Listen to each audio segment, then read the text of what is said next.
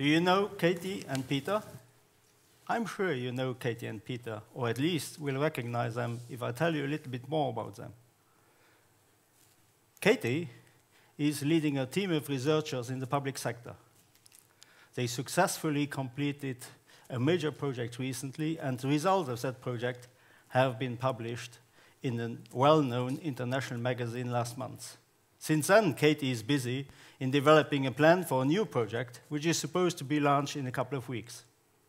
Indeed, Katie has never ever had whatsoever pressure to consider whether the result of the project they just brought to an end might be converted into a sustainable business model, creating jobs and revenues for Luxembourg.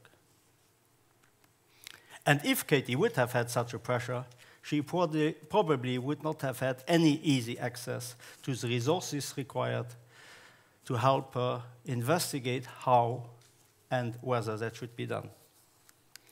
Peter is a private researcher and innovator.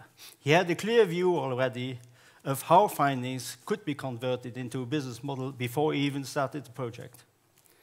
He has approached me recently and asked me for my support to help him find the financing required to take the positive results of his research beyond its conceptual stage through developing a prototype and building a business plan. We have since then met all kinds of potential investors. The doors were widely open. We were always well received. They all listened with interest. But if for most of the venture capitalists the project was too small, for the institutional and other potential investors, the answer has always been, here's my business card. Let's keep in contact and talk about it again in a couple of months. I'm sure at the latest now, some of you reckon Katie and Peter. What they have in common is that though they have been successfully researching and finding, the result of their research risk not to be converted into any sustainable business development to the benefit of Luxembourg. So how can this be the case in a country that invests more than 750 million a year in R&D, a country where the R&D sector occupies more than 2,300 professional researchers, a country which has a clear strategy, has a well-defined role for all major players, has a superb set of state aids, easy access to venture capitalists, institutional and other investors, and a great legislation on intellectual property.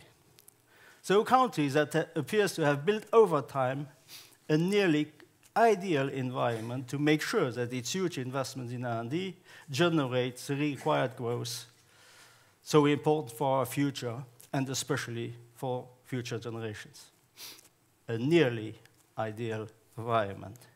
Nearly because, indeed, the mechanism seems to embed one major weak link, which is the one which is supposed to provide the researchers and innovators with the resources required to convert their innovative ideas into sustainable business models, what the French call la valorisation de la recherche, or in English, the proof of concept.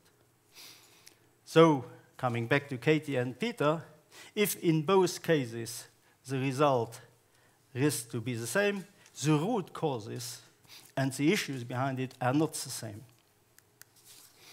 In Katie's case, public research, a clear expectation of return on investment, like we know it from the private sector, does not seem to exist, at least in most cases. As such, public research represents today a largely or underexploited wealth or loss of potential income for the society at large, and especially again for future generations.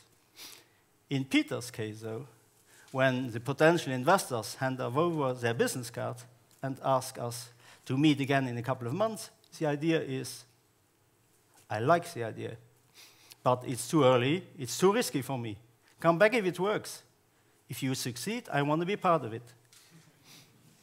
Such an attitude, which has always existed, has drastically worsened since the beginning of the crisis in 2007.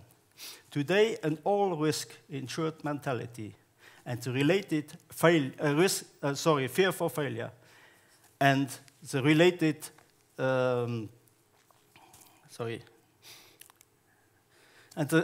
related loss of failure.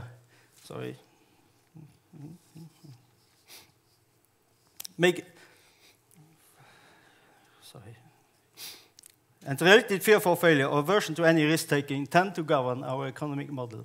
This makes it nearly impossible, especially for SMEs, to generate the funding required to convert their business ideas into business models for the future.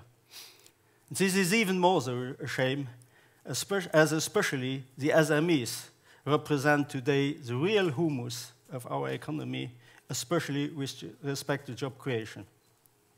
I believe, therefore, that a thorough change of mentalities is required in both cases if we want to make sure that our huge investments in R&D do not fail. It is our responsibility, therefore, to start this change of mentalities and show the example. And it's our responsibility to make sure that we engage all the stakeholders in that journey. And in the end, it's our responsibility to make it happen. We owe this to future generations. Thank you.